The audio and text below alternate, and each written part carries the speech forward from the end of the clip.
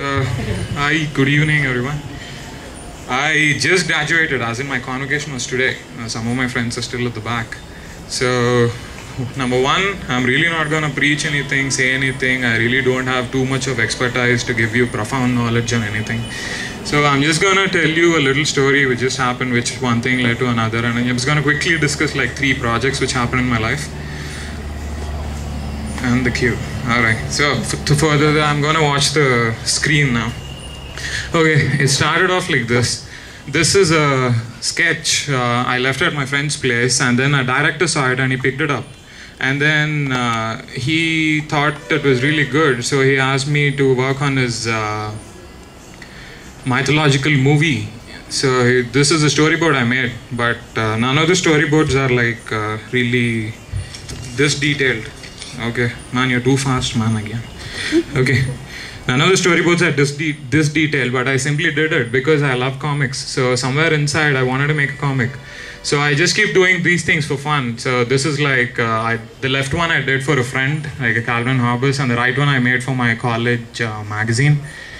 So the guy in the yellow t-shirt is me there. I used to have long hair before. Okay. So after 2 months, okay, apparently the script goes to a junior editor, then to a junior editor, then senior editor. So after 2 months, this guy calls me and he says like, hey man, we want to publish your novel. So I'm not allowed to show much, but this is like some of the characters and model sheets of my new novel, Karma Chronicles, which deals with the whole cycle of life and death. Okay. So it was around this time that my design thesis came up. So we had to work on one type of project for 4 months. So I was making these weird sketches subconsciously during class about life and death. More so because my graphic novel dealt with the same thing. So I chose to design a crematorium for my thesis. Okay. A crematorium is where you cremate the departed, our loved ones. This render shows the entry of the crematorium. I call it the Anant Marg. The block on the left is where the bodies are washed, and the one behind is where the electrical cremation chambers are located. The one at the back right there. Okay, this is located at Ambapet stretch here in Hyderabad, where there are over 3,000 cremations performed per year. The government has a proposal to build 4 new cremation chambers, but could not find the experts, so it's on hold. The render shows you some open cremation pyres that are designed. So the bad renders.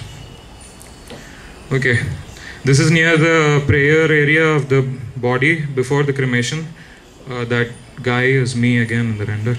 So this is a pressing issue. As you all know, there is no space to bury people anymore. It's getting lesser and lesser and costlier every day. So there are a lot of crematoriums around the world. I mean, there are a lot of crematorium projects happening around the world. So why is it that we go to this environment to say goodbye? I mean, as I see it, death is as much as a constant as life. Then if we celebrate life, why can't we have a well thought of space for a peaceful goodbye? Why do we hold our breath every time we pass by a cremation ritual, or why do we close our noses when we pass by a graveyard? Keeping this in mind, I designed Anant Marg, my crematorium, where the spaces are holistically conceived to be humble, soothing, consoling and peaceful. There's lots of green space to sit by and contemplate and come to peace with what happened. This got shortlisted for zonal competition, I mean, for the All India Best Thesis thing. Part of being an architect is dealing with problems of all scales. This is Chaya, a slum housing project I designed with a friend for the hardcore competition in 2008, which also got pushed to the finals. We learned a lot of things. Even bathroom pipelines that we had to use for 4 houses had to be clubbed together so that we could save up on the cost. I mean, it was on that level. So Varun, this guy, my friend, applied these techniques for a flat housing competition and lifted the whole thing up, and he called it Uplift. This is in Bangladesh, which is, as you know, one of the most flooded regions of the world.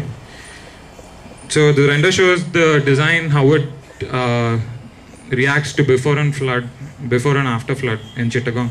We got shortlisted to the 7 world teams and were invited to find a solution in 24 hours to adapt our design to the Rotterdam context, which is also a frequently flooded city. But Bangladesh and Rotterdam are 2 very different cities, richer, poorer, hot, cold, so the design completely changes. So this is what we came up with. What we did was, we were asked to make safe havens, as in places where people could go if there is a flood. So we didn't want to just put some terrace and say once in 10 years there will be a flood and then people will go on top of the terrace. So we added housing to it so that when there is no flood, the spaces could be used as community spaces. So it is very porous at the bottom, so the water can pass through if there is a flood. As we go up, it forms a module like a mountain, and I gave a lot of southern terraces so that they will need the heat because it's very cold there. And in between are spaces where people could go up in the event of a flood. So IBM, the company IBM, provided us with some expertise on this one. So we computed some ways in which we could send SOS signals immediately as soon as the water touched the base. We could send SOS signals. This is another before and after flood scenario to the new design where we had to adapt for the Rotterdam context.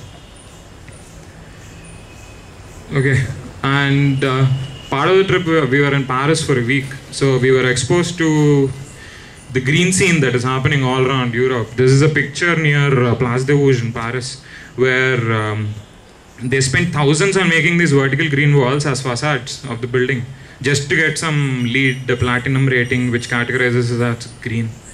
I was driving by Beans, the coffee shop in Jubilee Hills the other day. I noticed this fresh layer of green grass growing on already dead thatch.